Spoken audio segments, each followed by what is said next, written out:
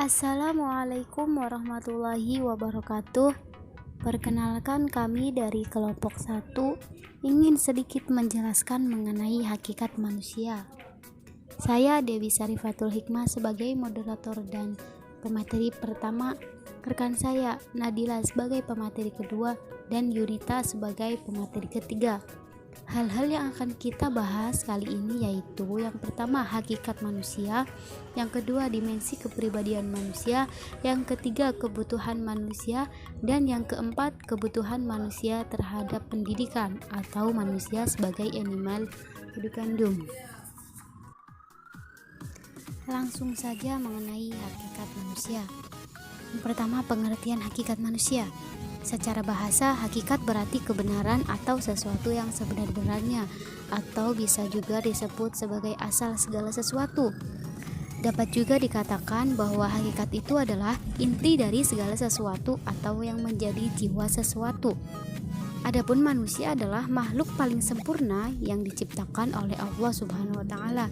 Jadi dari sini dapat kita ambil pengertian mengenai hakikat manusia, yaitu kebenaran atas diri manusia itu sendiri sebagai makhluk yang diciptakan oleh Allah Subhanahu wa taala. Kemudian pengertian hakikat manusia menurut para ahli. Yang pertama, menurut Plato, manusia adalah suatu pribadi yang tak terbatas pada saat bersatunya jiwa dan raga. Lalu jiwa dan raga bukan diciptakan dengan situasi yang bersamaan, serta jiwa itu telah ada sebelumnya. Yang kedua, menurut Aristoteles, manusia adalah makhluk yang fungsionalisasinya tergantung dengan jiwanya dengan menitik beratkan pada fungsi humanis yang ada pada jiwanya. Ketika manusia berhadapan dengan hal-hal sulit dan memperlihatkan fungsi motoriknya dan unsur kreativitas mempunyai hubungan dengan gaya motoriknya. Yang ketiga yaitu menurut René Descartes, jiwa adalah perpaduan antara nasional dan konsisten serta terpadu di dalam aktivitasnya di dalam tubuh manusia. Interaksi jiwa ini dapat mengubah makna nafsu yang dimaknai dengan pengalaman-pengalaman sadar yang disertai dengan contoh emosi. Manusia sebagai makhluk individu, sosial, etika, dan agama. Yang pertama, manusia sebagai makhluk individu. Setiap manusia memiliki kepribadian yang berbeda-beda, walaupun manusia tersebut dilahirkan secara kembar. Karenanya, setiap manusia yang dilahirkan di dunia ini memiliki sifat atau karakter yang berbeda dengan manusia lainnya. Manusia sebagai makhluk individu artinya manusia sebagai perseorangan atau pribadi yang terpisah dari pribadi lain. Manusia secara individu adalah bebas.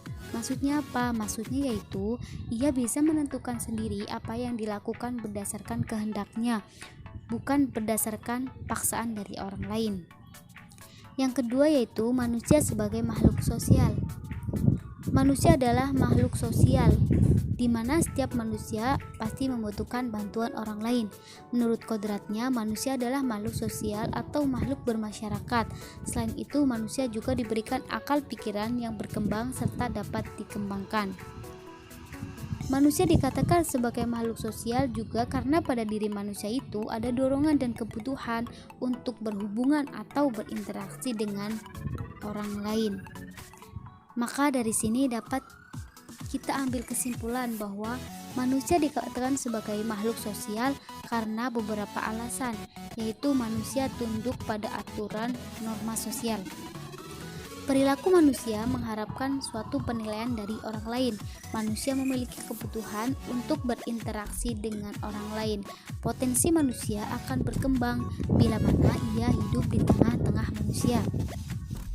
Yang ketiga, manusia sebagai makhluk sosial atau etika.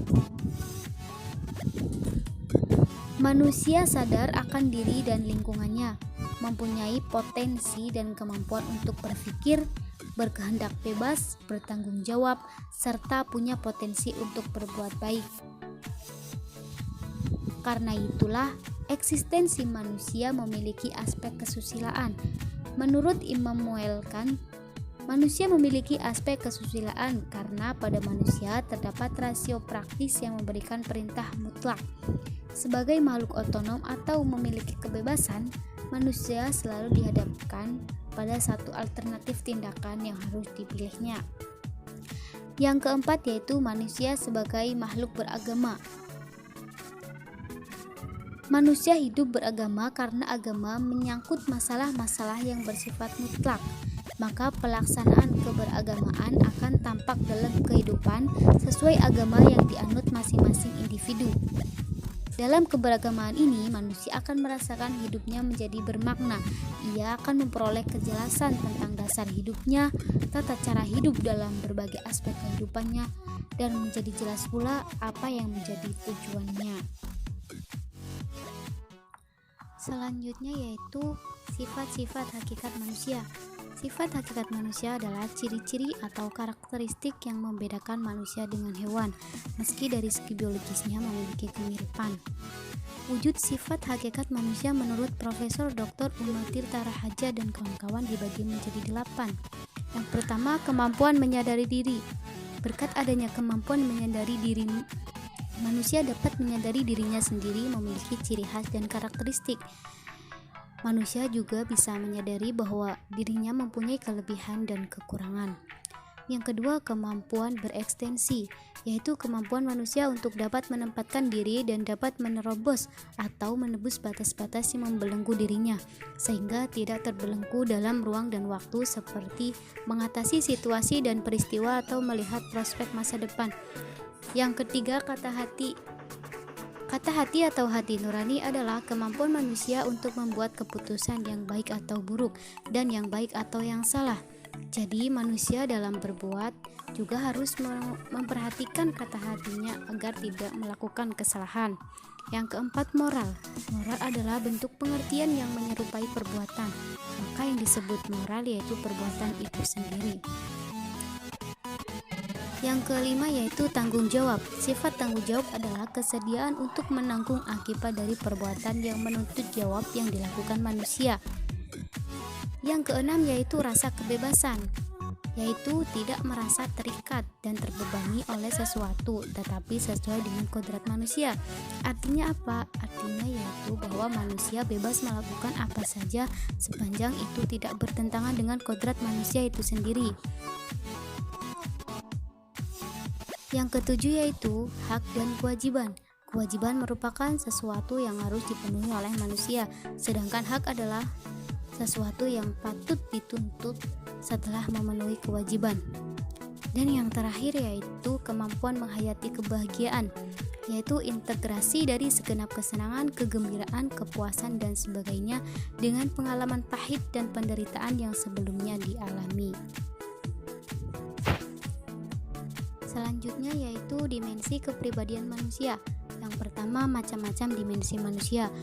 Macam-macam dimensi manusia ada 4, yaitu yang pertama dimensi keindividualan. Banyak para ahli yang berpendapat mengenai individu seperti Leisen yang mengartikan individu sebagai orang seorang, sesuatu yang merupakan kebutuhan yang tidak dapat dibagi-bagi. Kemudian Langevin NG pada tahun 1995 mengartikan tidak ada individu yang identik di muka bumi walaupun berasal dari satu sel. Setiap orang memiliki individualitas. Dimensi yang kedua yaitu dimensi kesosialan. Manusia di samping sebagai makhluk individual, dia juga sebagai makhluk sosial. Socrates mengatakan manusia adalah zoonpolitikon, atau makhluk atau hewan yang bermasyarakat. Dimensi kesosialan pada manusia tampak jelas pada dorongan untuk bergaul. Manusia tidak dapat hidup seorang diri. Manusia hanya akan menjadi manusia jika berada di antara manusia. Dimensi yang ketiga yaitu dimensi kesusilaan. Manusia adalah makhluk susila. Dirtarkara mengatakan manusia susila yaitu manusia yang memiliki nilai-nilai, menghayati dan mewujudkan dalam perbuatan.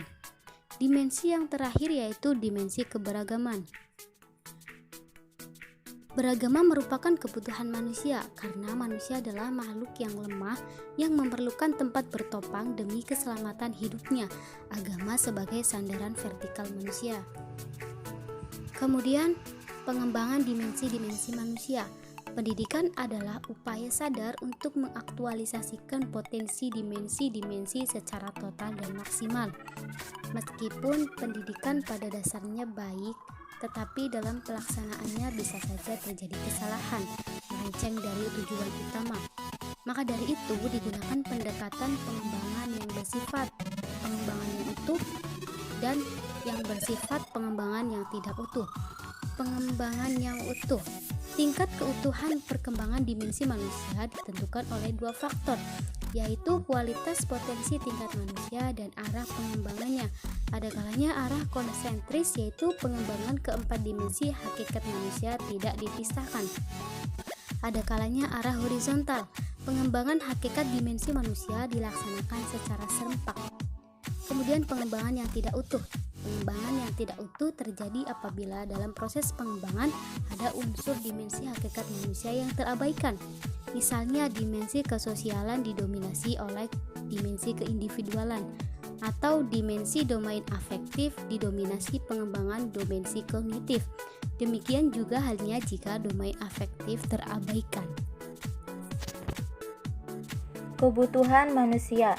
Macam-macam kebutuhan manusia. Yang pertama, kebutuhan hidup yang bersifat fisik. Untuk mempertahankan kehidupan mereka diperlukan pemenuhan beberapa kebutuhan hidup, yang diantaranya: 1. Kebutuhan primer. Kebutuhan primer merupakan kebutuhan yang paling utama untuk dipenuhi. Bila mana kebutuhan ini tidak terpenuhi, maka keberlangsungan kehidupan akan terganggu. Dan yang termasuk ke dalam kebutuhan primer adalah kebutuhan akan makanan, minuman, pakaian, dan perumahan, serta oksigen dan asupan lain sebagainya yang harus selalu tersedia. Karena akan sulit bagi manusia untuk melaksanakan jati dirinya sebelum kebutuhan primernya terpenuhi. Itulah mengapa kebutuhan primer sering disebut sebagai kebutuhan yang alamiah. Yang kedua, kebutuhan sekunder. Manusia tidak hanya hidup dengan memenuhi kebutuhan primer saja, akan tetapi manusia sebagai makhluk yang berbudaya dan bermasyarakat juga tidak terlepas dari kebutuhan yang lebih luas, lebih banyak, dan lebih sempurna. Seperti manusia dapat melakukan aktivitas secara maksimal dan optimal dalam memberikan kontribusi bagi pemenuhan kehidupannya, baik secara fisik maupun secara psikis. Yang ketiga ada kebutuhan tersier. Kebutuhan ini timbul setelah kebutuhan primer dan sekunder terpenuhi. Contoh dari kebutuhan tersier yaitu tertuju pada barang-barang mewah seperti mobil mewah dan pergi berlibur ke luar negeri. Kebutuhan tersier ini sendiri bertujuan untuk meningkatkan prestasi manusia dalam masyarakat dan merupakan batas antara kebutuhan sekunder dan tersier. Untuk setiap orang pasti itu berbeda-beda. Perbedaan ini ditentukan dengan kedudukan dan status ekonomi orang dalam masyarakat. Yang kedua ada kebutuhan hidup yang bersifat psikis. Kebutuhan psikis dapat disebutkan sebagai berikut. Yang pertama, rasa aman. Seseorang, baik laki-laki maupun perempuan atau memiliki perbedaan sosial, sama-sama memerlukan rasa aman dari berbagai ancaman yang bersifat menekan. Seseorang yang merasa tidak aman dari ancaman, sesuatu yang dapat menyebabkan ia gelisah, susah, bahkan sampai putus asa. Perasaan aman bisa timbul karena orang yang mempunyai pertahanan diri. Pertahanan dirinya itu yang sangat tangguh dan dapat mengatasi segala rintangan yang bersifat menekan dirinya. Di samping itu, adanya perlindungan dari pihak lain yang bertanggung jawab atau dari pihak yang mempunyai otoritas untuk itu. Yang kedua ada penghargaan. Seseorang dengan ragam perbedaan sosial maupun jenis kelamin sama-sama memerlukan penghargaan dari pihak lain, terutama terhadap prestasi-prestasi yang pernah dicapainya. Apresiasi dari orang lain menimbulkan dan meningkatkan rasa percaya diri pada seseorang untuk berbuat lagi, baik perbuatan yang serupa ataupun perbuatan lain, karena ia mendapatkan kebebasan berkreasi dan optimisme yang tinggi. Orang yang tidak pernah mendapat penghargaan dari pihak lain bisa jadi menekan dirinya, pesimis, dan bahkan putus asa. Namun demikian, orang yang mendapatkan apresiasi yang terlalu tinggi dari pihak lain boleh jadi ia bisa congkak atau sombong karena terlalu percaya diri. Yang ketiga ada aktualisasi diri. Seseorang dengan ragam perbedaan sosial maupun jenis kelamin sama-sama mempunyai kemauan, keinginan, dan cita-cita untuk mencapai keinginannya tersebut. Seseorang selalu melakukan kegiatan yang menunjang untuk pencapaian keinginan itu. Orang yang dapat melakukan demikian adalah orang yang dapat mengaktualisasikan dirinya secara penuh, sehingga kebutuhannya dapat dipenuhi. Dan yang keempat ada kebutuhan terhadap agama. Semua manusia dengan berbagai strata sosial dan perbedaan sosial maupun perbedaan jenis kelamin sama-sama membutuhkan kehadiran agama untuk membimbing kehidupan mereka. Allah pun tidak memandang manusia dari aspek perbedaan tersebut, tetapi memandang dari perbedaan ketakwaannya. Kebutuhan manusia terhadap pendidikan. Untuk mencapai predikat manusia sempurna atau insan kamil sebagai puncak tertinggi hakikat kehidupannya, maka manusia mengembangkan diri melalui upaya sistematis dan terencana dalam kerangka konsep yang jelas. Konsep inilah yang disebut sebagai pendidikan. Karena itu, pendidikan menjadi pusat dari semua upaya membangun citra manusia paripurna dan menjadikan pendidikan sebagai titik pijak dan strategi utama di dalam membentuk manusia yang berkualitas insan paripurna. Menurut Muhaimin, pendidikan merupakan hal yang tidak pernah berhenti dibicarakan, karena menurut fitrahnya manusia senantiasa menghendaki pendidikan yang lebih baik.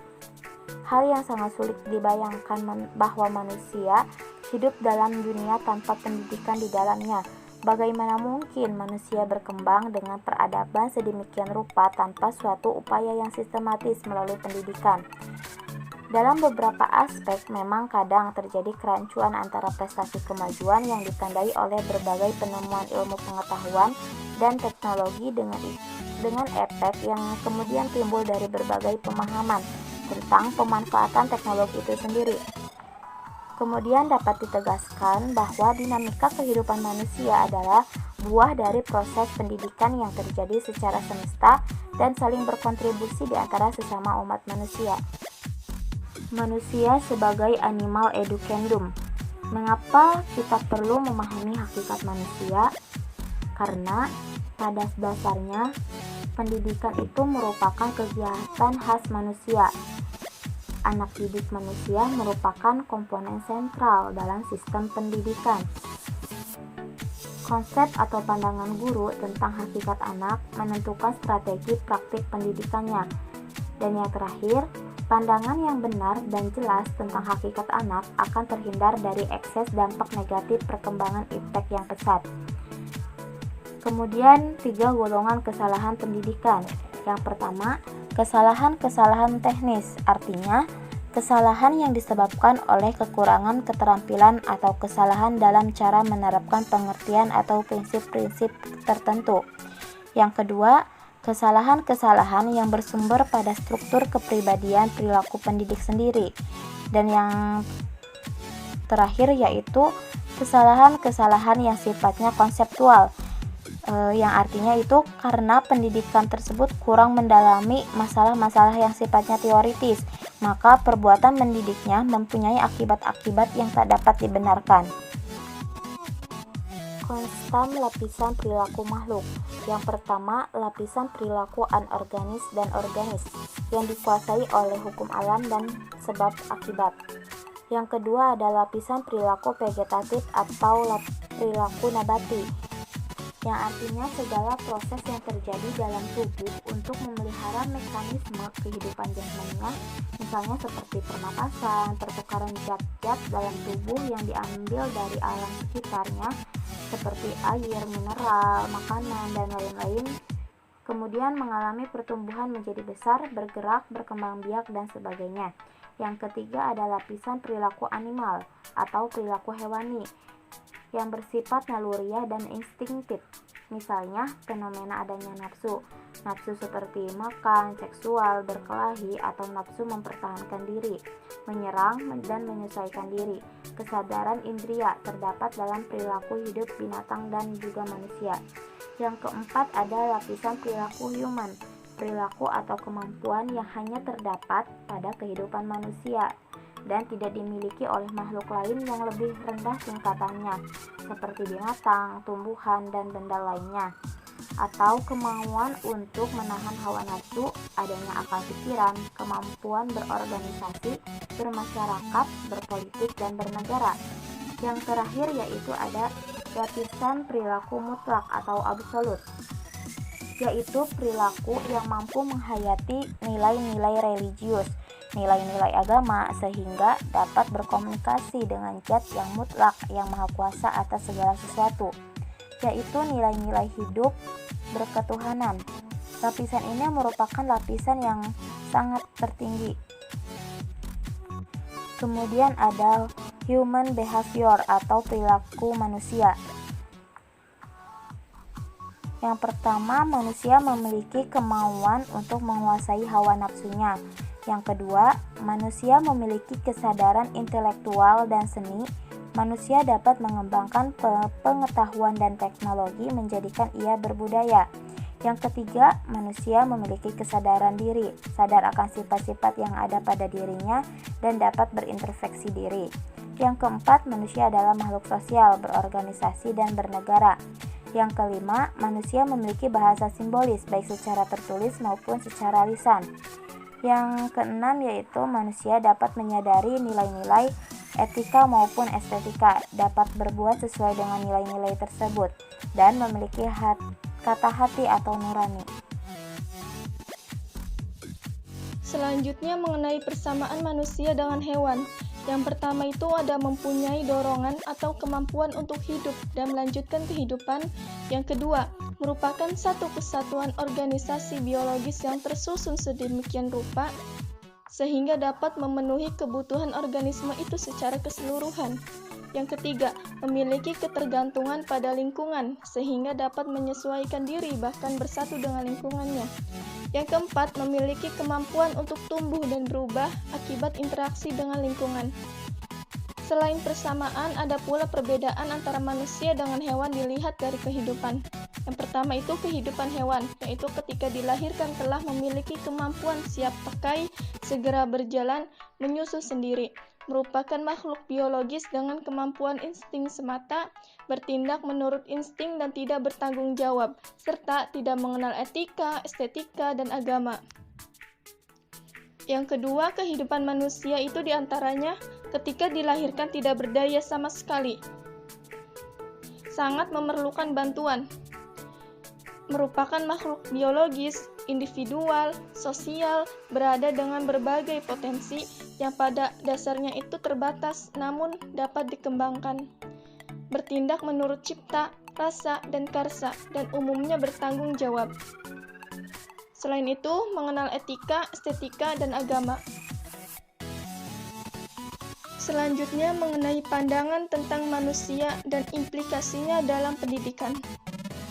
Yang pertama ada zoonpolitikon, artinya itu manusia suka bergaul, suka berkumpul, dan mereka itu bisa disebut sebagai makhluk yang bermasyarakat. Implikasinya dalam kehidupan sehari-hari, mereka pasti membutuhkan bantuan dalam memenuhi kebutuhannya.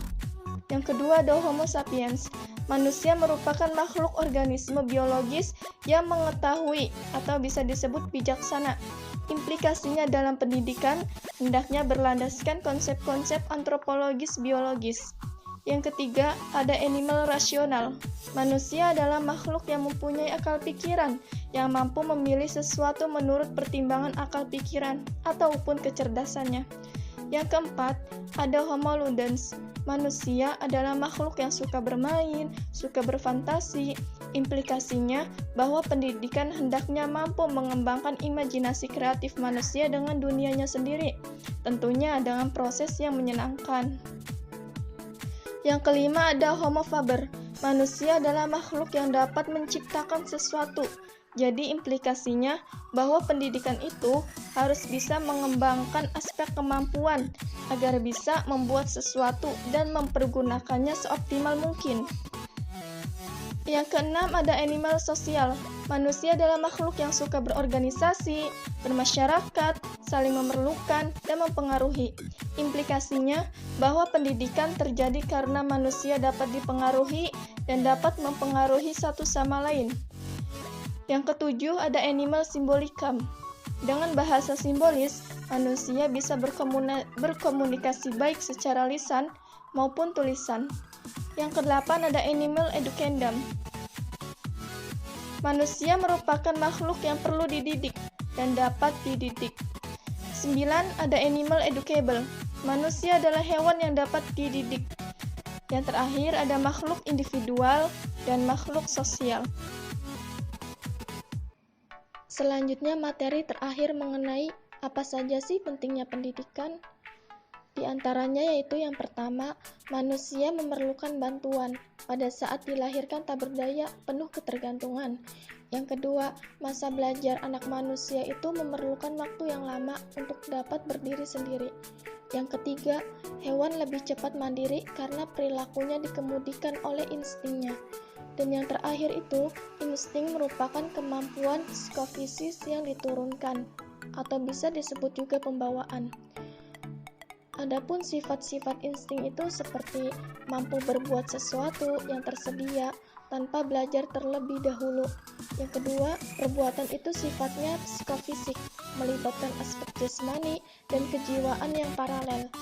Dan yang terakhir, kemampuan itu diperoleh dari pembawaan sejak lahir. Sekian yang dapat kami sampaikan. Kurang lebihnya mohon maaf. Wassalamualaikum warahmatullahi wabarakatuh.